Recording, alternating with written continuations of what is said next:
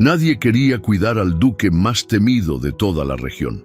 5 años, encerrado en una silla de ruedas, lo habían convertido en una sombra llena de amargura, hasta que una joven valiente cruzó las puertas de su ducado.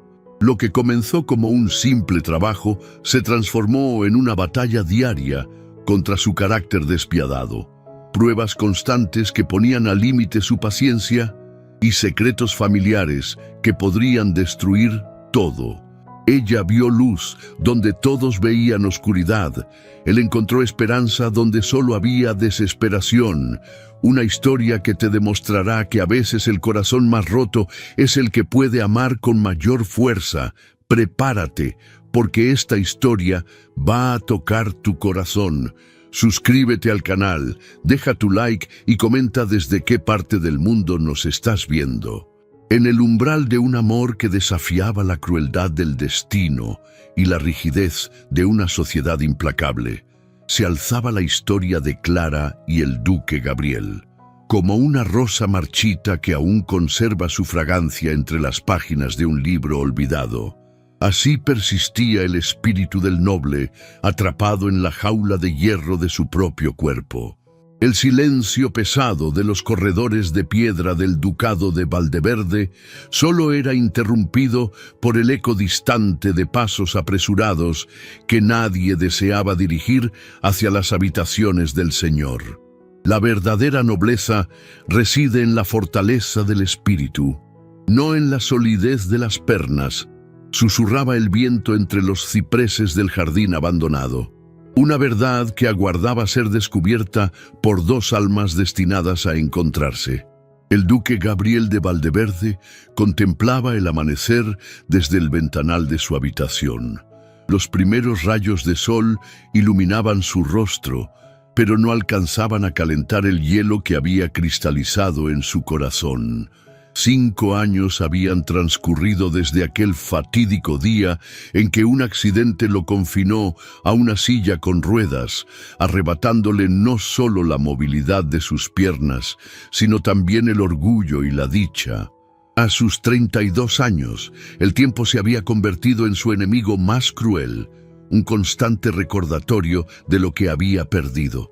«Don Anselmo, no necesito otra cuidadora», espetó el duque al fiel mayordomo que permanecía en pie junto a la puerta. La última apenas duró 3 días. «Excelencia, la joven que ha llegado parece diferente», respondió el anciano con voz pausada. «Viene con excelentes referencias de la casa del marqués de Altamira.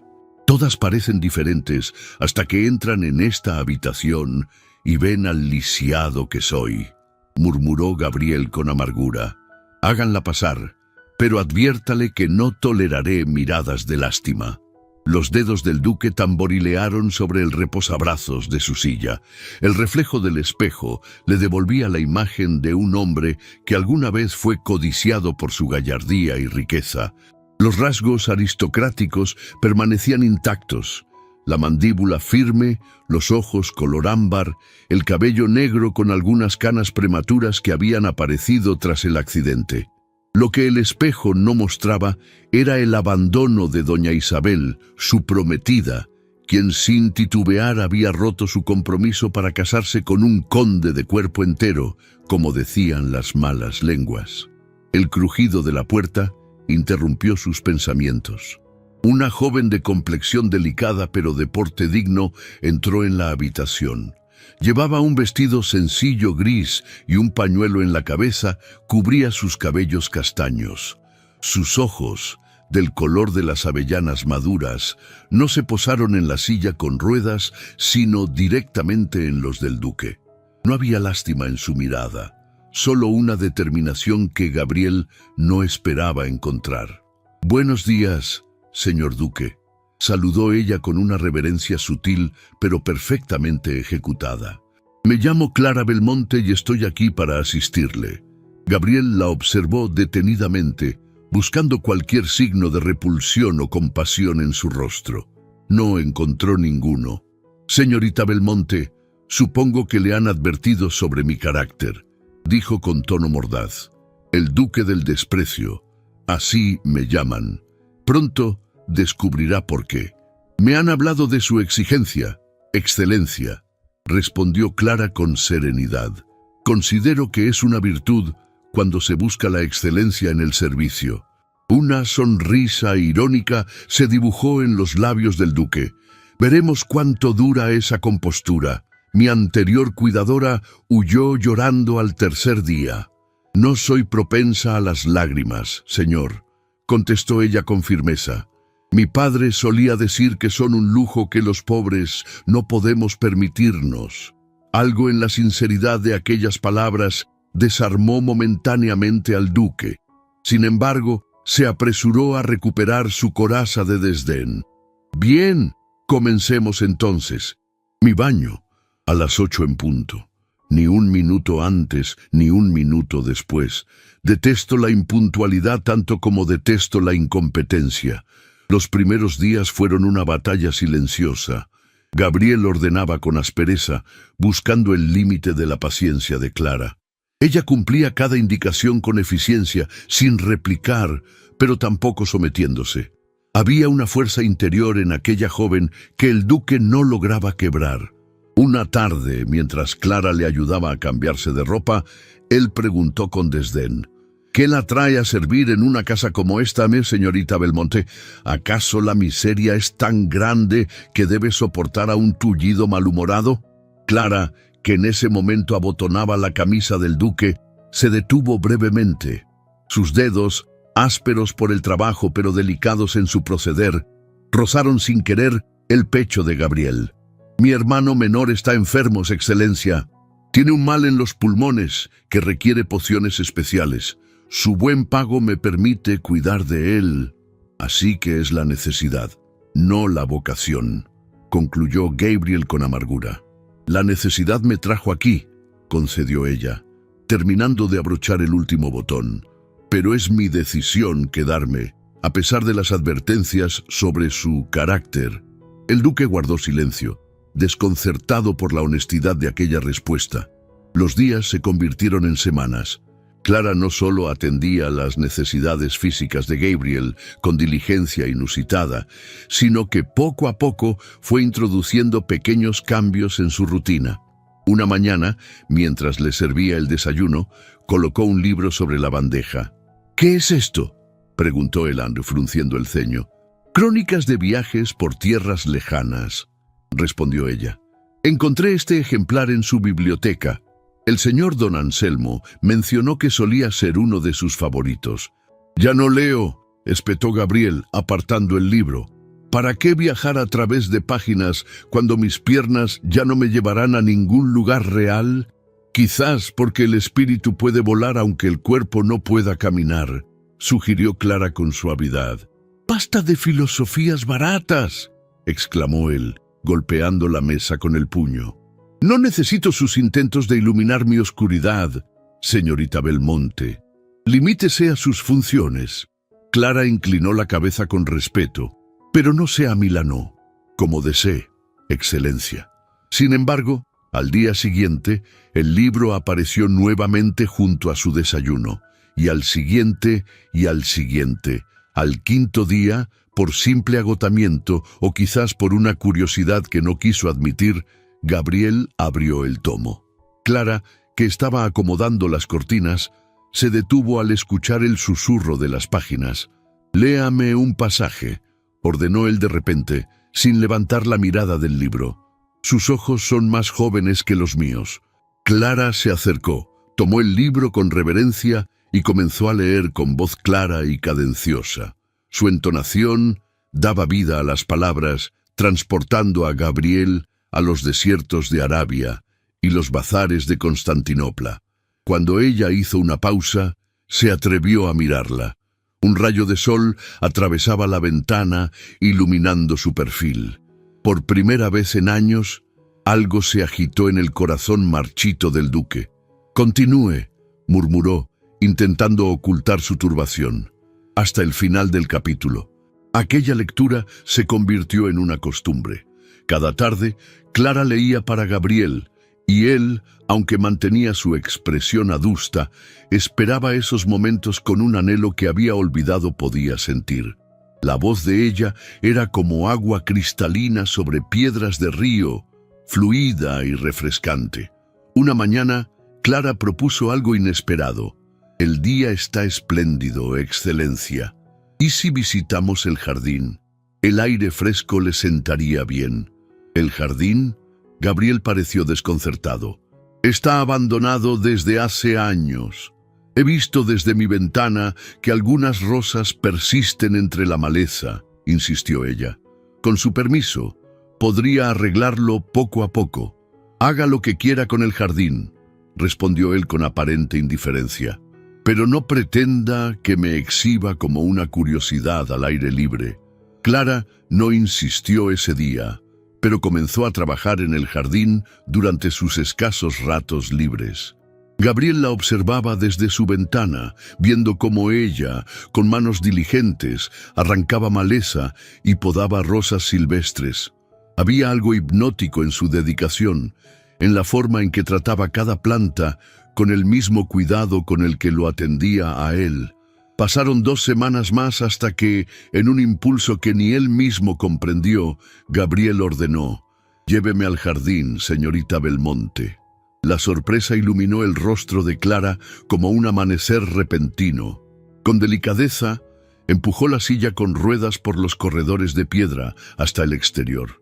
El aroma de las rosas recién podadas inundó los sentidos del duque, transportándolo a tiempos más felices. «Las ha rescatado», murmuró, observando los rosales que ahora lucían ordenados y florecientes. «Solo necesitaban atención y cuidado». «Excelencia», respondió ella con una sonrisa sutil, «como todas las cosas bellas que parecen perdidas». Sus miradas se encontraron por un instante que pareció extenderse en el tiempo. Gabriel sintió que algo dentro de él comenzaba a resquebrajarse, como hielo bajo el primer sol de primavera. Alarmado por la intensidad de esa sensación, desvió la mirada. «Es suficiente por hoy», ordenó bruscamente. «Regresemos». Esa noche, incapaz de conciliar el sueño, Gabriel pensaba en Clara, en cómo sus manos pequeñas pero firmes lo asistían sin repulsión, en cómo su voz transformaba las palabras escritas en experiencias vívidas, en cómo había traído color a un mundo que él creía condenado a la grisura perpetua. «Es solo gratitud», se dijo a sí mismo. Nada más que eso. Una mañana, Clara encontró sobre su mesita de noche un pequeño medallón antiguo con un grabado de un lirio. No había nota alguna, pero algo en su corazón le dijo quién lo había dejado allí. ¿Sería posible que el duque comenzara a sentir algo más que simple tolerancia hacia ella? ¿O acaso era solo un gesto de agradecimiento por sus servicios?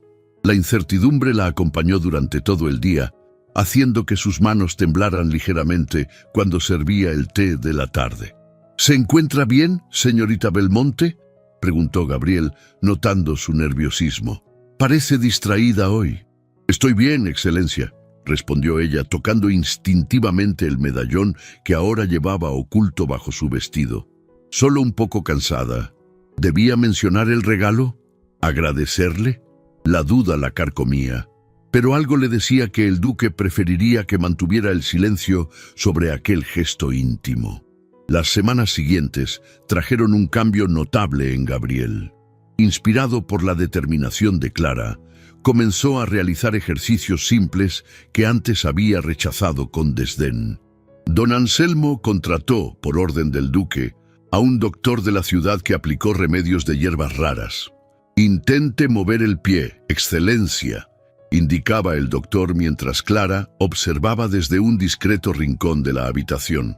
Para asombro de todos, incluido el propio Gabriel, consiguió un ligero movimiento en los dedos del pie derecho. «Lo ha logrado», exclamó Clara, olvidando por un momento su posición y corriendo hacia él con el rostro iluminado de alegría.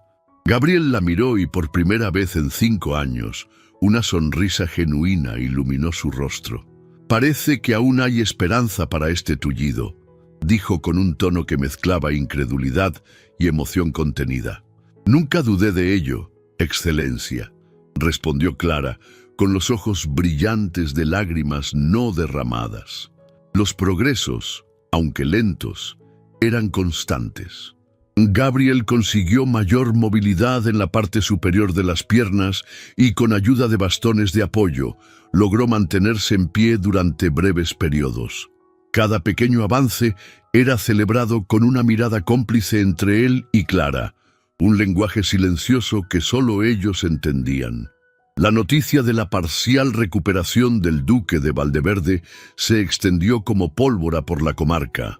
La nobleza local, que había olvidado su existencia, comenzó a enviar invitaciones y a expresar repentino interés por su bienestar. Gabriel recibía estas atenciones con escéptico desdén.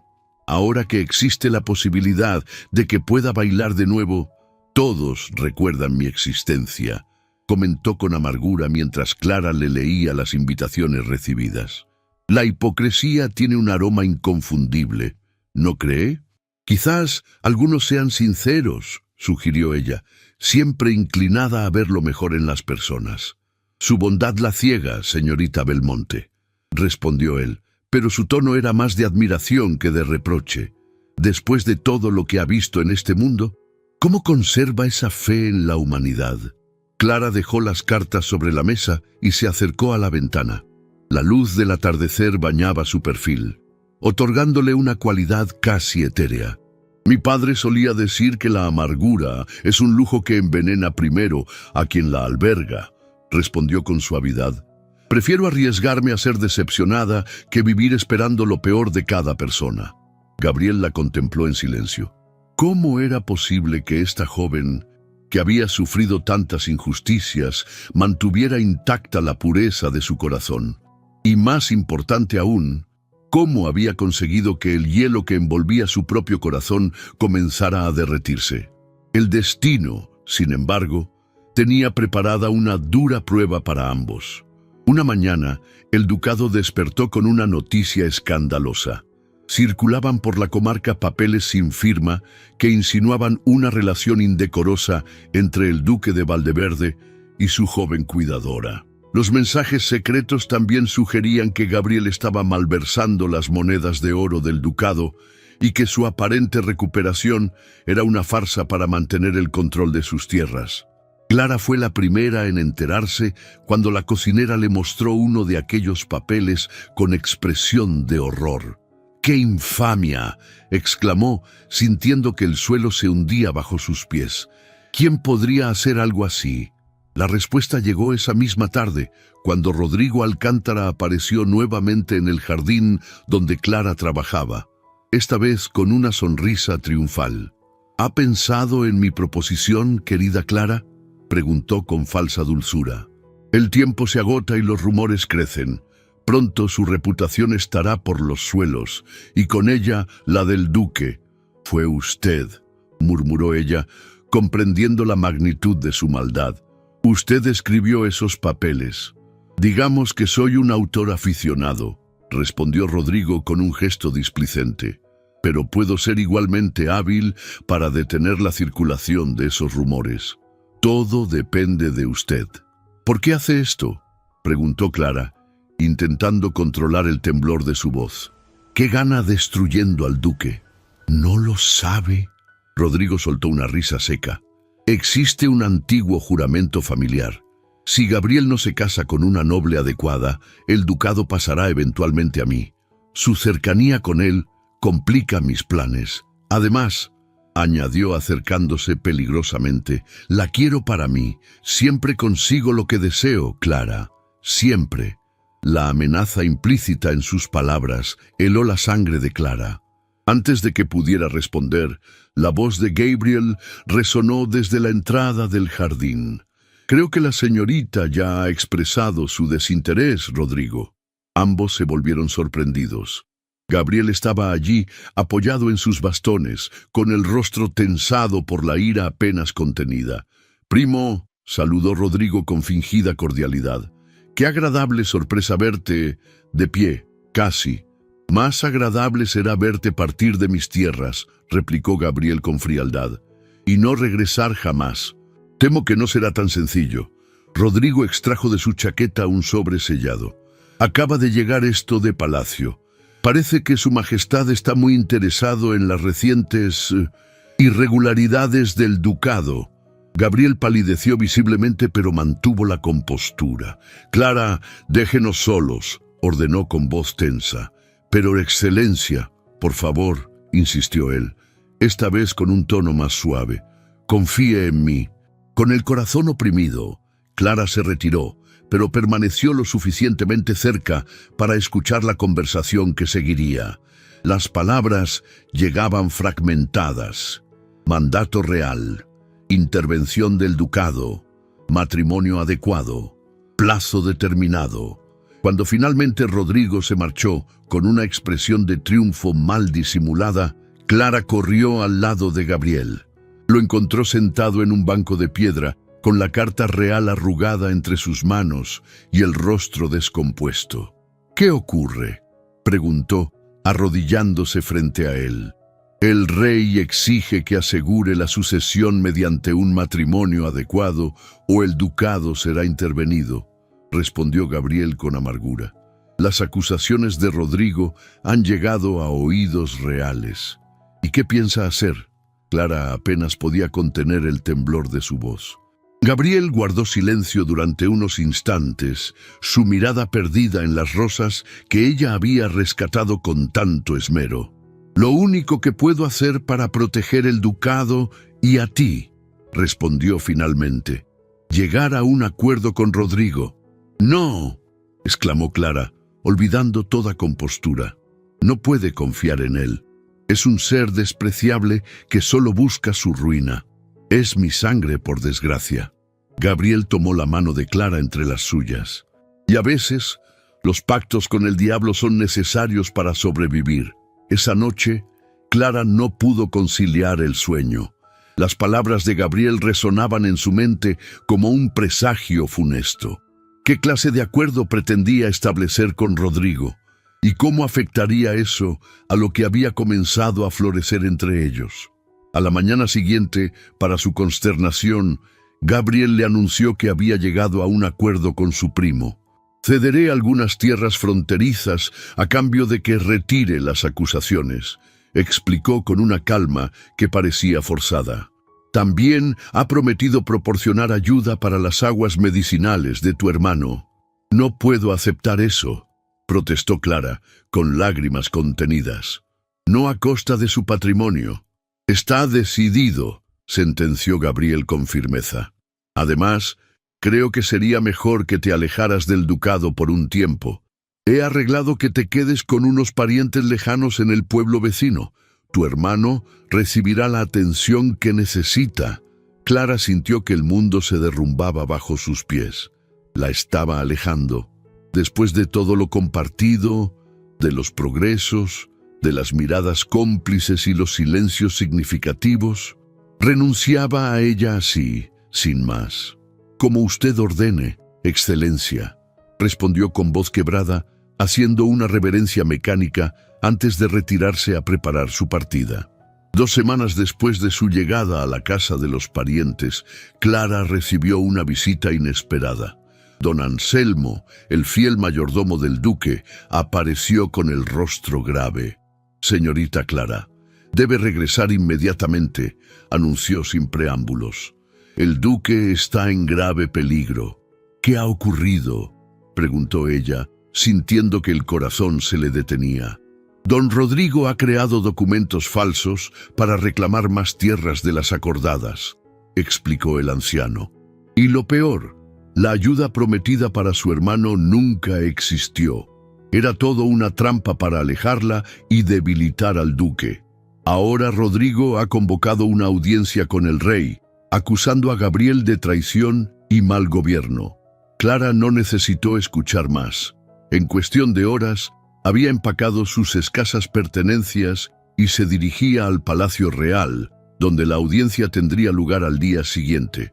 Esa noche, en la soledad de una pequeña posada cercana a la corte, Clara abrió un pequeño cofre de madera donde guardaba sus más preciadas posesiones.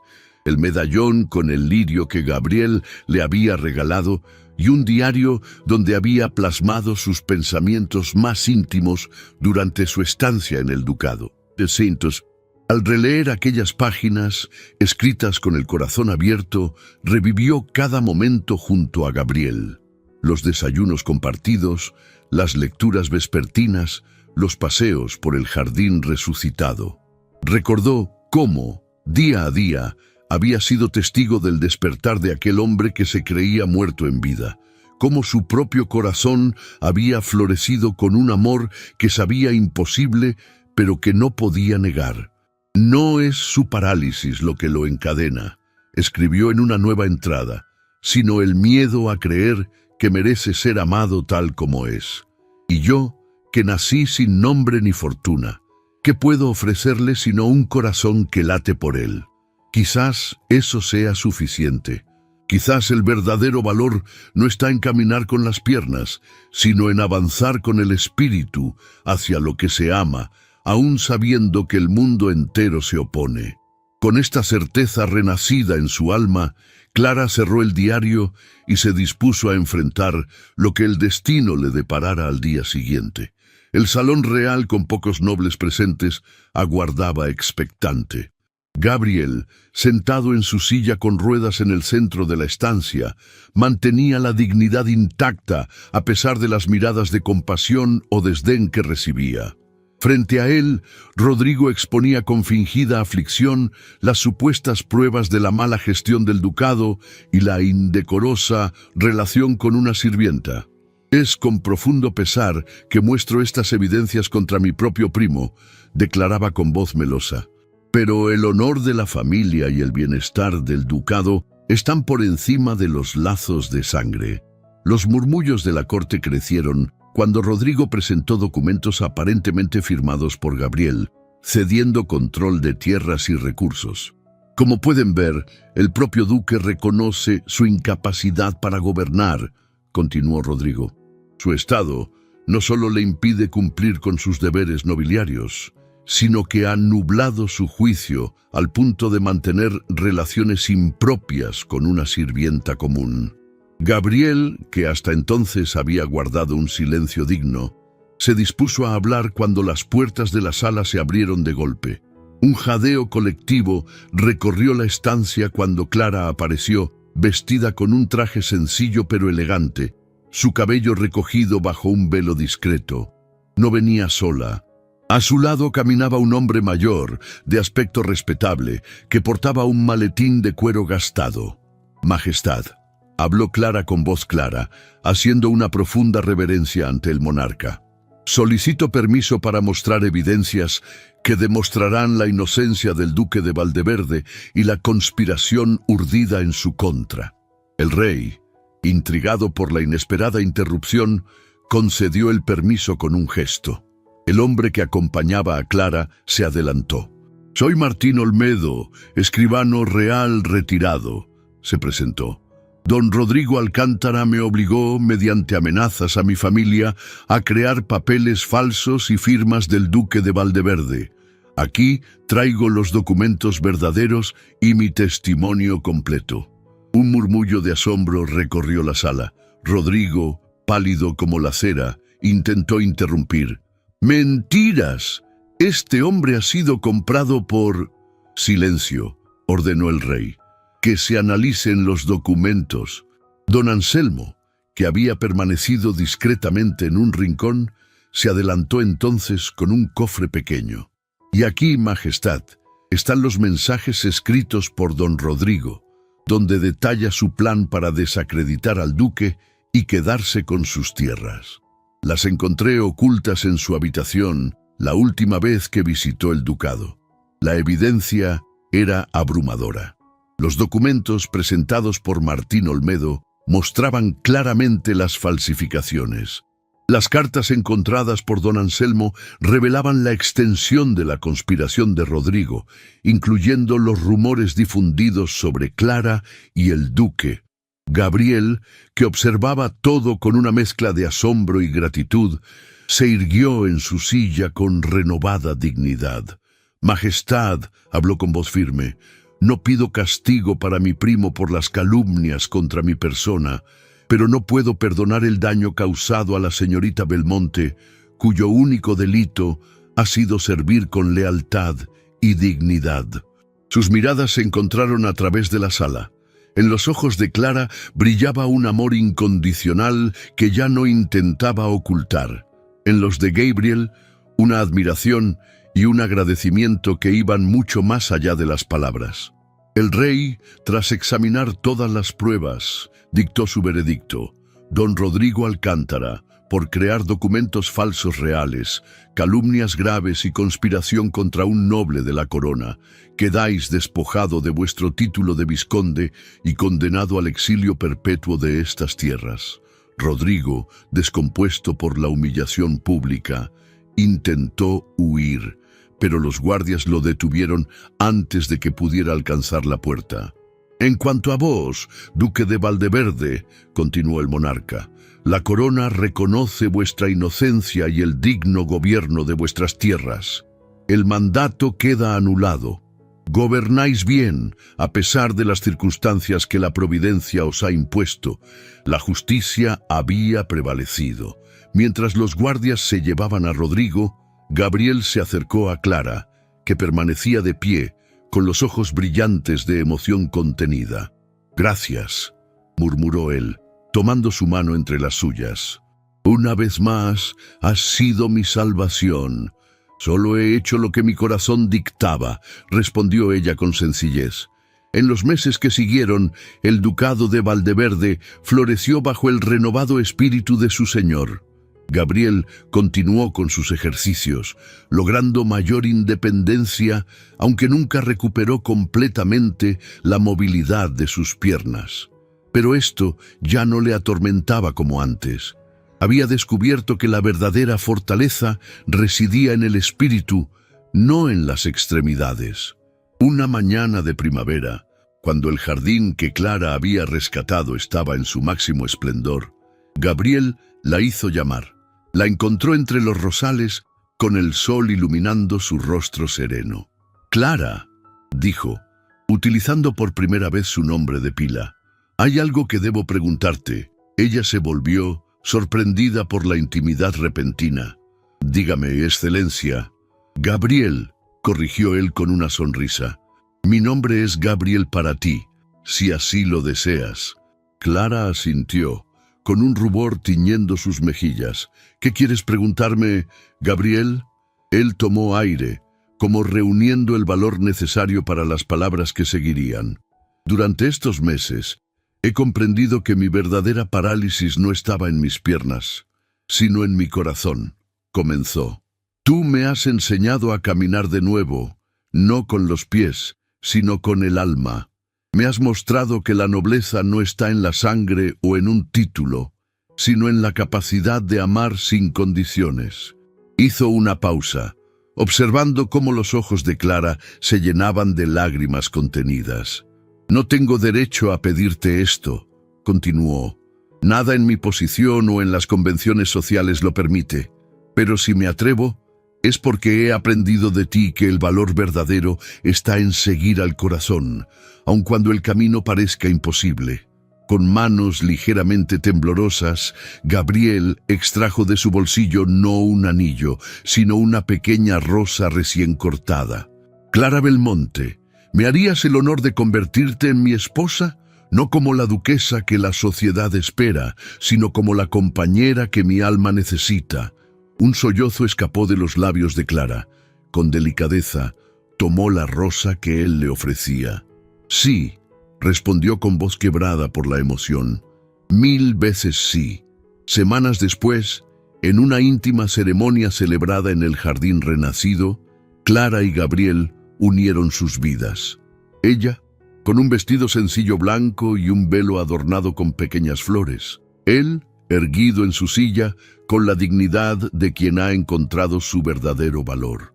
El hermano de Clara, cuya salud había mejorado notablemente gracias a las aguas medicinales proporcionadas por el ducado, asistió a la ceremonia con ojos brillantes de alegría al ver la felicidad de su hermana. Mientras intercambiaban votos bajo un arco de rosas blancas, Gabriel y Clara se miraron con la certeza de que su amor nacido entre sombras de dolor y prejuicios, había florecido como aquellas rosas salvajes que se negaban a morir, con tenacidad, belleza y una fragancia que perduraría más allá del tiempo. El ducado de Valdeverde, bajo el liderazgo compartido del duque y su esposa, se transformó en un ejemplo de justicia y compasión. La biblioteca se abrió al pueblo. Se establecieron escuelas para los niños de la comarca y lugares para cuidar de los enfermos. Y cada atardecer, cuando el sol pintaba de oro los jardines del palacio, podía verse a la pareja paseando entre los rosales. Él en su silla con ruedas, ella caminando a su lado con paso sereno. Sus manos entrelazadas y sus miradas cómplices eran testimonio vivo de que el amor verdadero no conoce barreras y que la felicidad más plena puede florecer incluso en el terreno más improbable. Porque, como susurraban las rosas al viento, la verdadera nobleza nunca residió en la solidez de las piernas, sino en la fortaleza inquebrantable del corazón. Gracias por escuchar este romance de época en nuestro canal. Si esta historia de amor tocó tu corazón y para saber que llegaste hasta el final, escríbeme en los comentarios la palabra bello. Te dejaré un saludo muy especial y no olvides dejar tu like y suscribirte al canal. Es gratis y nos ayuda muchísimo. Gracias y un fuerte abrazo.